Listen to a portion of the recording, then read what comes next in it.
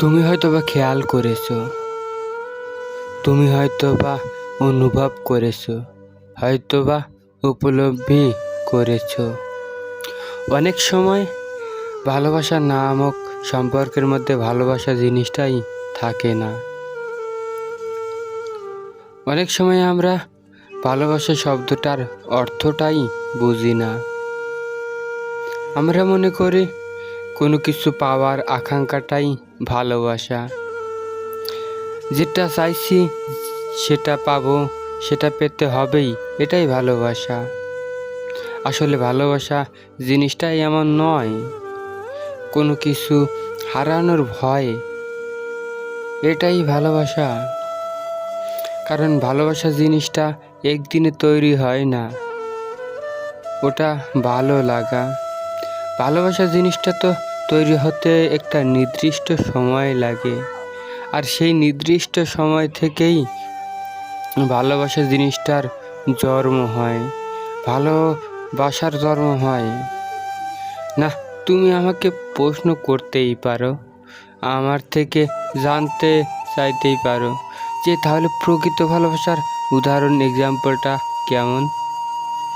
আমি তোমাকে বলছি, এই পৃথিবীতে কোনো সন্তানই চায় না যে তার বাবা মা তার থেকে হারিয়ে যাক, এটা ভালোবাসা।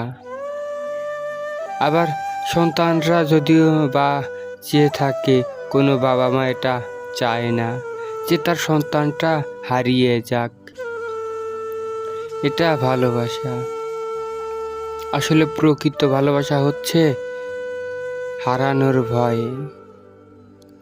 যদি কোনো ব্যক্তি, যদি কোনো মানুষ তোমাকে হারানোর ভয় না পেয়ে থাকে, তাহলে সে কখনোই তোমাকে ভালোবাসতো না, সে কখনোই তোমাকে ভালোবাসে না। যদি তুমি কাউকে ভালোবেসে থাকো আর সেও তোমাকে ভালোবেসে থাকে, তাহলে তার মধ্যে একটা ভয় কাজ করবে, হারানোর ভয়। যদি সত্যি সে তোমাকে ভালোবেসে থাকে, আর যদি সত্যি তুমিও তাকে ভালোবেসে থাকো, তাকে হারানোর ভয় তোমার মধ্যে কাজ করাটা প্রয়োজন।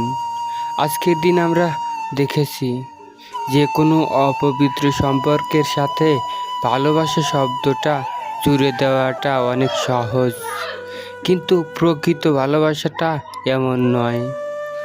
একজন মা তার সন্তানকে প্রকৃত ভালোবাসে, একজন বাবা তার সন্তানকে প্রকৃত ভালোবাসে। সেই জন্য সেই বাবা, সেই মা কখনো চায় না যে আমার সন্তানরা এই পৃথিবী ছেড়ে চলে যাক, এই পৃথিবী থেকে বিদায় নিক। যে সমস্ত বাবা মা তাদের সন্তানদেরকে প্রকৃত ভালোবাসে, তারাই চায় যে সন্তান পৃথিবী ছাড়ার আগে যেন আমরা পৃথিবী ছাড়ি। আমি বলবো না যে এই পৃথিবীর প্রত্যেকটা বাবা মাই পবিত্র, তাহলে পৃথিবীতে কোনো শব্দ যাতে সন্তানকে ডাস্টবিনে পাওয়া যেত না, পাওয়া যায়, এ সমাজে পাওয়া যায়। আমি বলবো না যে এই পৃথিবীর প্রতিটা মানুষের মধ্যেই মানবিকতা লুকিয়ে আছে, তাহলে এই পৃথিবীতে কোনো নিষ্পাপ মানুষের উপরে অত্যাচার হতো না, কোনো নিরীহ মানুষের উপরে জুলুম করা হতো না। কিন্তু আজকের টপিক মানবিকতা, মানসিকতা এগুলো নয়। আজকের টপিক হচ্ছে ভালোবাসা। আর তুমি যে ভালোবাসার বিষয়ে জানতে চাইছো, আমি শুধুমাত্র সেই ভালোবাসাকে ব্যাখ্যা করতে চাই না,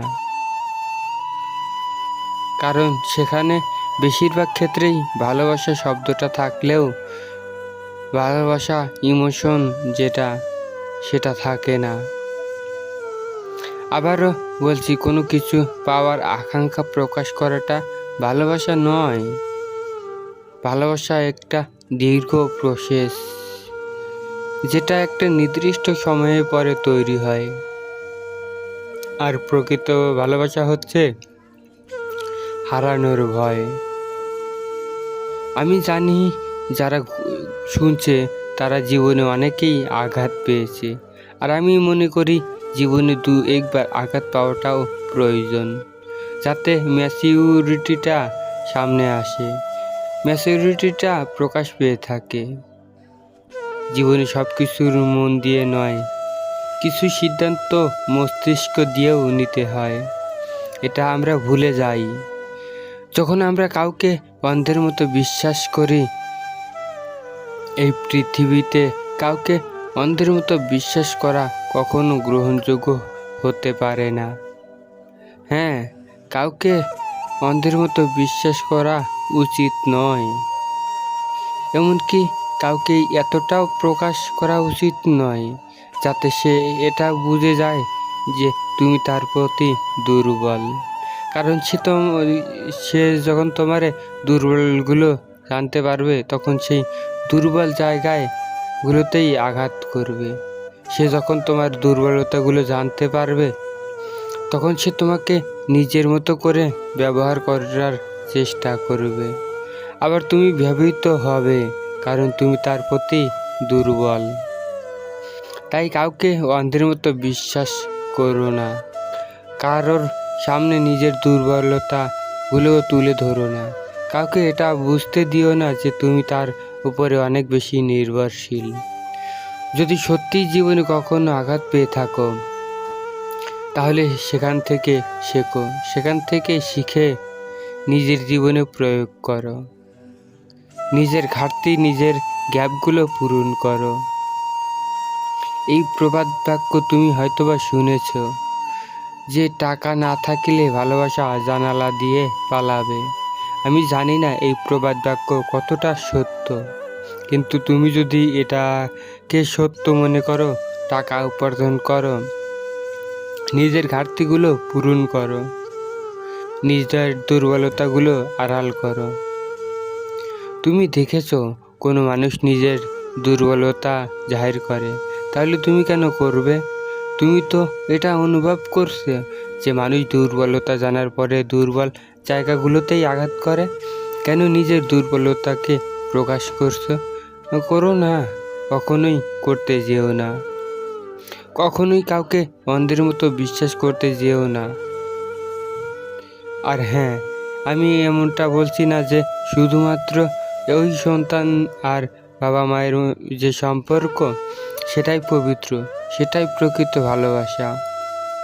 ভালোবাসা আসে এবং এক্সিস্ট করে। তবে হ্যাঁ, আমি এটুকু বলতে চাইছি যে আজকালকার জেনারেশনটা এমন জায়গায় চলে গিয়েছে যে কোনো শব্দের সাথে ভালোবাসা শব্দটা অনেক সহজেই যুক্ত করা যেতে পারে। সেখান থেকে নিজেকে সেপারেট করে নিতে হবে, নিজে সতর্ক থাকার চেষ্টা করো। আর একটা তিক্ত বাস্তবতা বলবো, মানুষ তোমার থেকে বেশি তোমার অবস্থানকে ভালোবাসে। মানুষ তোমার থেকে বেশি তোমার অবস্থানকেই সম্মান করে, শ্রদ্ধা করে, মর্যাদা দিয়ে থাকে। এমনকি ভালোবেসে না, সব ক্ষেত্রে এটা প্রযোজ্য নয়, কিন্তু জীবনের বেশিরভাগ ক্ষেত্রেই এটা প্রযোজ্য। বিশেষ করে আজকের জেনারেশনে ভালোবাসা সম্পর্কের সাথে ফায়দা সম্পর্কের একটা গভীর সম্পর্ক আছে, একটা বিশেষ সম্পর্ক আছে। দেখো, তুমি আমার কথার সাথে এগ্রি নাও করতে পারো, আমার চিন্তা ভাবনার সাথে তোমার চিন্তা ভাবনা সম্পূর্ণ ভিন্ন হতে পারে, কিন্তু বর্তমান পরিস্থিতির দিকে তাকিয়ে ম্যাক্সিমাম যেটা ঘটছে আমি সেটাই বলছি। জানি না তুমি জীবনের কোন পর্যায়ে আছো, তোমার বয়সই বা কত। তুমি যদি একটু ইয়াং হয়ে থাকো, যদি তোমার বয়স একটু কম হয়ে থাকে, তাহলে তোমাকে বলবো সব সিদ্ধান্ত ইমোশনালি নিও না। আর ভালো লাগা এবং ভালোবাসার মধ্যে লুকিয়ে ফেলো না। এই দুটির মধ্যে পার্থক্য অনেক স্পষ্ট, অনেক ক্লিয়ার। ভালো লাগা হচ্ছে পাওয়ার আকাঙ্ক্ষা, আর ভালোবাসা হচ্ছে হারানোর ভয়। আবারও বলছি, ভালো লাগা হচ্ছে পাওয়ার আকাঙ্ক্ষা, আর ভালোবাসা হচ্ছে হারানোর ভয়। কাউকে দেখো, যদি সত্যি মনে হয় যে সে আমাকে প্রচুর ভালোবেসে, তার অন্তরে তার মনে এটা কাজ করাটাই খুব গুরুত্বপূর্ণ। হারানোর ভয় থাকাটা খুবই গুরুত্বপূর্ণ। যে তোমাকে ছেড়ে বাঁচতে চায়, সে কিভাবে তোমাকে ভালোবাসে?